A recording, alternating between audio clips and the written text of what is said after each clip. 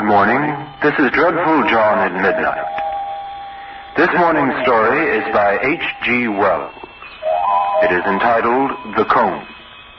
It is taken from the Plattner story and others, copyright 1897 by Methuen.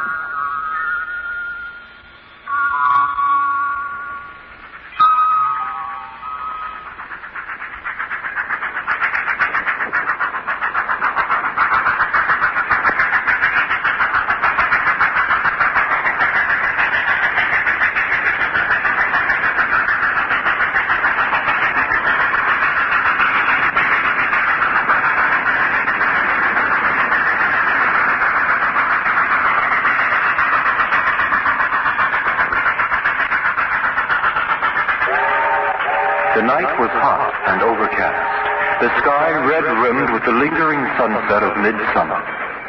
They sat at the open window, trying to fancy the air was fresher there. The trees and shrubs of the garden stood stiff and dark.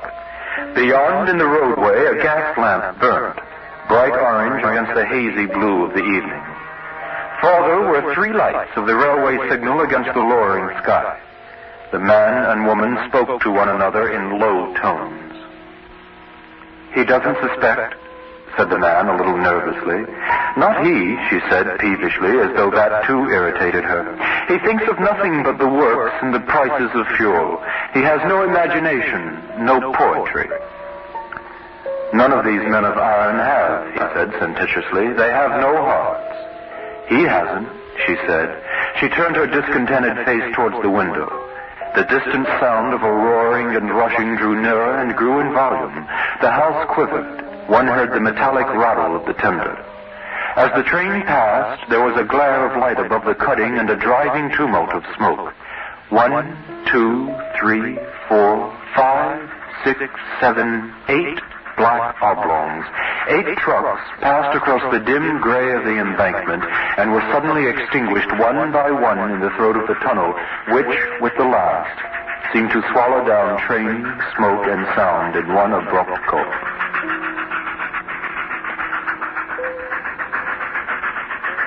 "This country was all fresh and beautiful once," he said, "and now it is Gehenna. Down that way, nothing but pot banks and chimneys belching fire and dust into the face of heaven. But what does it matter? An end comes, an end to all this cruelty. Tomorrow." He spoke the last word in a whisper. "Tomorrow," she said, speaking in a whisper too, and still staring out of the window. "Dear," he said, putting his hand on hers. She turned with a start, and their eyes searched one another's. Hers softened to his gaze. "My dear one," she said, and then, "It seems so strange that you should have come into my life like this, to open—" She paused. "To open," he said. "All this wonderful world." She hesitated and spoke still more softly. "This world of love to me." Then, suddenly, the door clicked and closed. They turned their heads, and he started violently back. In the shadow of the room stood a great shadowy figure, silent. They saw the face dimly in the half-light, with unexpressive dark patches under the penthouse brows. Every muscle in Ralph's body suddenly became tense. When could the door have opened? What had he heard? Had he heard all? What had he seen? A tumult of questions. The newcomer's voice came at last, after a pause that seemed interminable. "Well?" he said. "I was afraid I'd missed you, Horrocks," said the man at the window, gripping the window ledge with his hand. His voice was unsteady. The clumsy figure of Horrocks came forward out of the shadow. He made no answer to Ralph's remark. For a moment he stood above them. The woman's heart was cold within her. "I told Mr. Rout it was just possible you might come back," she said in a voice that never quivered. Horrocks, still silent, sat down abruptly in the chair by her little work table. His big hands were clenched. One saw now the fire of his eyes under the shadow of his brows. He was trying to get his breath. His eyes went from the woman he had trusted to the friend he had trusted, and then back to the woman. By this time, and for the moment, all three half understood one another. Yet none dared say a word to ease the pent-up things that choked them. It was the husband's voice that broke the silence at last. "You wanted to see me?" he said to Ralph. Ralph started as he spoke. I came to see you, he said, resolved to lie to the last. Yes, said Horrocks. You promised, said Ralph, to show me some fine effects of moonlight and smoke. I promised to show you some fine effects of moonlight and smoke, repeated Horrocks in a colorless voice. And I thought I might catch you tonight before you went down to the works, proceeded Ralph, and come with you. There was another pause. Did the man mean to take the thing coolly? Did he know, after all? How long had he been in the room? Yet even at the moment when they heard the door, their attitudes... Horrocks glanced at the profile of the woman, shadowy pallid in the half-light. Then he glanced at Ralph and seemed to recover himself suddenly. Of course, he said, I promised to show you the works under the proper dramatic conditions. It's odd how I could have forgotten. If I'm troubling you, began Ralph. Horrocks started again. A new light had suddenly come into the sultry gloom of his eyes. Not in the least, he said. Have you been telling Mr. Ralph of all these contrasts of flame and shadow you think so splendid? Said the woman, turning now to her husband for the first time, her confidence creeping back again, her voice just one half note too high. That dreadful theory of yours about machinery is beautiful, and everything else in the world ugly. I thought he would spare you, Mr. Ralph. It's his great theory, his one discovery in art. I'm slow to make discoveries, said Horrocks, grimly, dampening her suddenly. But what I discover... He stopped. Well, she said. Nothing. And suddenly he rose to his feet. I promised to show you the works, he said to Ralph, and put his big, clumsy hand on his friend's shoulder. Are you ready to go? Quite, said Ralph, and stood up also. Very well, said Horrocks, and, dropping his hand, turned towards the door. My hat? Ralph looked around in the half-light. That's my work basket, said Mrs. Horrocks with a gust of hysterical laughter. Their hands came together on the back of the chair. Here it is, he said. She had an impulse to warn him in an undertone, but she could not frame a word. Don't go, and beware of him, struggled in her mind, and the swift moment passed. Got it? Said Horrocks, standing with the door half open. Ralph stepped towards him. Better say goodbye to Mrs. Horrocks, said the ironmaster, even more grimly quiet in his tone than before. Ralph started and turned. Good evening, Mrs. Horrocks, he said, and their hands touched. Horrocks held the door open with a ceremonial politeness unusual in him towards men. Ralph went out, and then, after a wordless look at her, her husband followed. The oppressive stillness of the evening weighed heavily upon Ralph. They went side by side down the road in silence, and in silence turned into the cinder-made byway that presently opened out of the prospect of the valley. A blue haze, half dust, half mist, touched the long valley with mystery. Beyond were Hanley and Etruria, gray and black masses, outlined thinly by the rare golden dots of the street lamps, and here and there a gaslit window, or the yellow glare of some late-working factory or crowded public house. Out of the masses, clear and slender against the evening sky, rose a multitude of tall chimneys, many of them reeking, a few smokeless during a season of play. Nearer at hand was the broad stretch of railway, and to the left, between the railway and the dark mass of the low hill beyond, dominating the whole view, colossal, inky black, and crowned with smoke and fitful flames, stood the great cylinders of the Jeddah Company blast furnaces, the central edifices of the big ironworks of which Horrocks was the manager.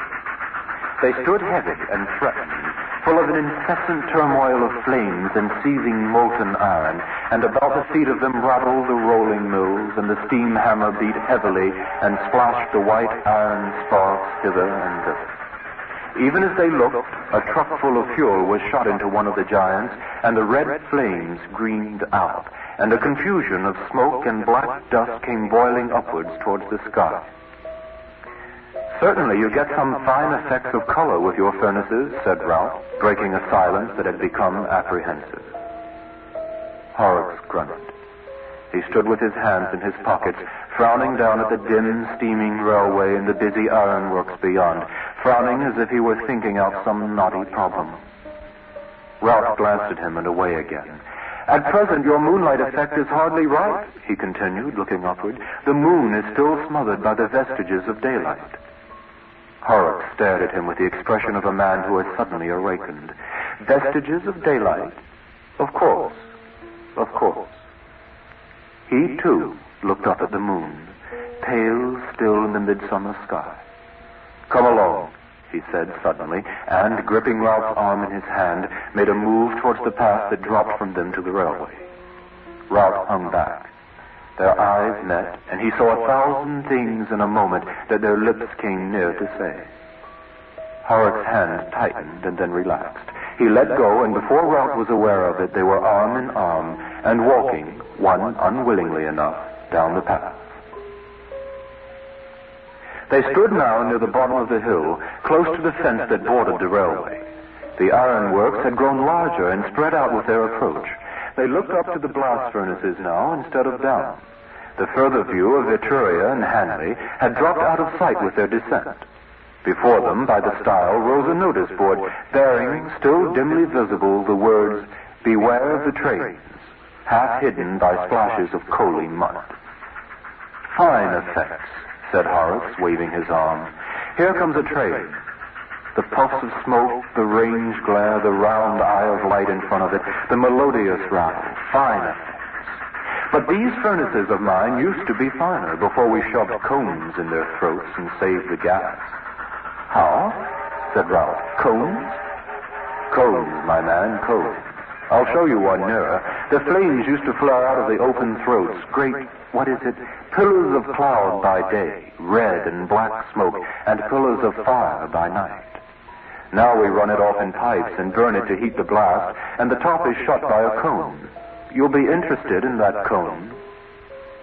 But every now and then, said Ralph, you get a burst of fire and smoke up there. The cone's not fixed. It's hung by a chain from a lever and balanced by an equipoise. You'll see it nearer. Else, of course, there'd be no way of getting fuel into the thing. Every now and then the cone dips, and out comes the flare. I see, said Ralph. He looked over his shoulder. The moon gets brighter, he said. Suppose this slouching, scowling monster did know anything. For a minute or two, then, Ralph was really afraid for his life, but the mood passed as he reasoned with himself. After all, Horrocks might have heard nothing. His odd manner might be due to the mere vague jealousy he had shown once before. He was talking now of the ash heaps in the canal. Eh? Said Horrocks. What? Said Ralph. Rather, the haze in the moonlight. Fine. Our canal, said Horrocks, stopping suddenly, our canal by moonlight and firelight is an immense effect. You've never seen it? Fancy that. You've spent too many of your evenings philandering up in Newcastle there. I tell you, for real florid effects. But you shall see. Boiling water. As they came out of the labyrinth of clinker heaps and mounds of coal and ore, the noises of the rolling mill sprang upon them suddenly, loud, near, and distinct. 3 shadowy workmen went by and touched their caps to Horrocks. Their faces were vague in the darkness. Ralph felt a futile impulse to address them, and before he could frame his words, they passed into the shadows. Horrocks pointed to the canal close before them now, a weird-looking place it seemed, in the blood-red reflections of the furnaces. The hot water that cooled the tuyeres came into view. Some 50 yards up, a tumultuous, almost boiling affluent, and the steam rose up from the water in silent white wisps and streaks, wrapping damply about them, an incessant succession of ghosts coming up from the black and red eddies, a white uprising that made the head swim. The shining black tower of the larger blast furnace rose overhead out of the mist, and its tumultuous riot filled their ears. Ralph kept away from the edge of the water and watched Horrocks. Here, it's red, said Horrocks. Blood-red vapor as red and hot as sin. But yonder there, where the moonlight falls on it and it drives across the clinker heaps, it's as white as death. Ralph turned his head for a moment and then came back hastily to his watch on Horrocks. Come along to the rolling mills, said Horrocks. The threatening hold was not so evident that time, and Ralph felt a little reassured. But all the same, what on earth did Horrocks mean about white as death and red as sin? Coincidence, perhaps? Come on, said Horrocks in Ralph's ear, and they went and peeped through the little glass hole behind the tuyeres and saw the fumbled fire rising in the pit of the blast furnace. It left one eye blinded for a while. Then, with green and blue patches dancing across the dark, they went to the lift by which the trucks of ore and fuel and lime were raised to the top of the big cylinder. And out upon the narrow rail that overhung the furnace, Ralph's doubts came upon him again. Was it wise to be here? If Horrocks did know everything, do what he could not resist a violent trembling. Right underfoot was a sheer depth of 70 feet. It was a dangerous place.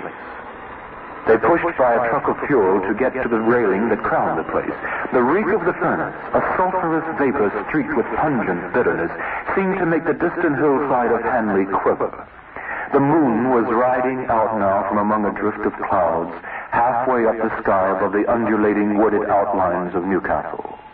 The steaming canal ran away from below them under an indistinct bridge and vanished into the dim haze of the flat fields toward Durslem. That's the cone I've been telling you of, shouted Horrocks, and below that 60 feet of fire and molten metal, with the air of the blast frothing through it like gas in soda water. Ralph gripped the handrail tightly and stared down at the cone. The heat was intense. The boiling of the iron and the tumult of the blast made a thunderous accompaniment to Horrocks' voice. But the thing had to be gone through now. Perhaps, after all... In the middle, bawled Horrocks, temperature near 1,000 degrees. If you were dropped into it, flash into flame like a pinch of gunpowder in a candle. Put your hand out and feel the heat of its breath. Why, even up here, I've seen rainwater boiling off the trucks. And the cone there. It's a damn sight too hot for roasting cakes. The top side of it's 300 degrees. 300 degrees? Said Ralph. 300 centigrade, mind, said Horrocks. It'll boil the blood out of you in no time. Eh? Said Ralph, and turned. Boil the blood out of you in... No, you don't. Let me go, screamed Ralph. Let go my arm.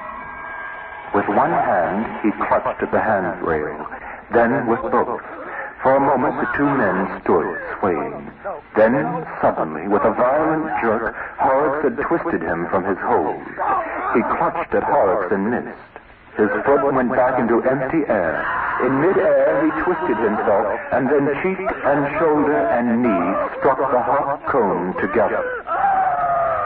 He clutched the chain by which the cone hung, and the thing sank an infinitesimal amount as he struck it. A circle of glowing red appeared about him, and a tongue of flame, released from the chaos within, flickered up towards him. An intense pain assailed him at the knees, and he could smell the singeing of his hands. He raised himself to his feet and tried to climb up the chain, and then something struck his head. Black and shining with the moonlight, the throat of the furnace rose about him.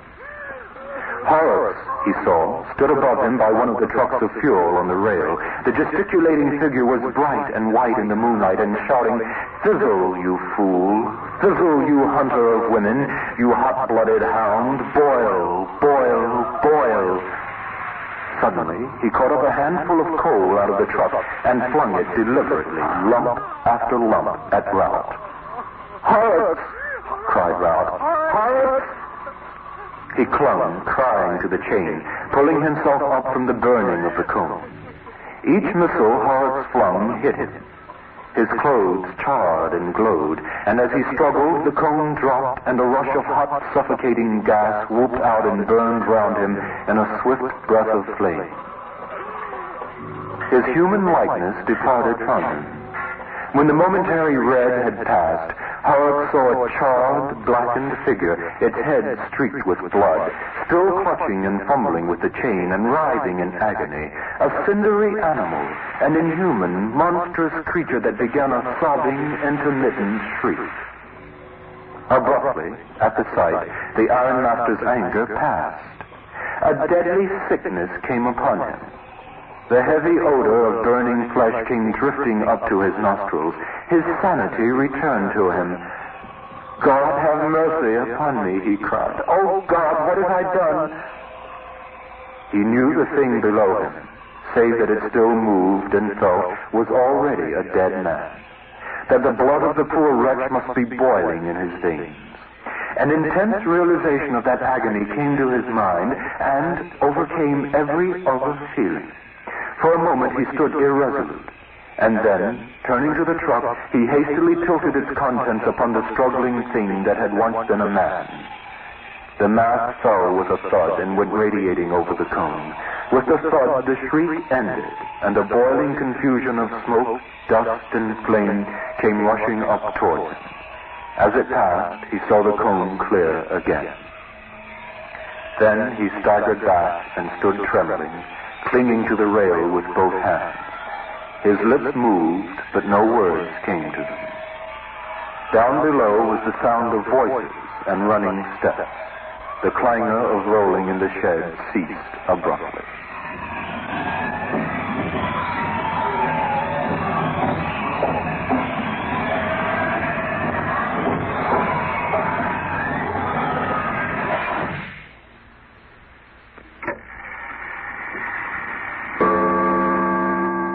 Dreadful John at Midnight, this morning featuring H.G. Wells' The Cone, was produced by J. Willis Morrow with the technical assistance of J. Douglas Gotthoffer, J. Peter Boehm, and H. Burl Kramer. This is King's Crown Radio.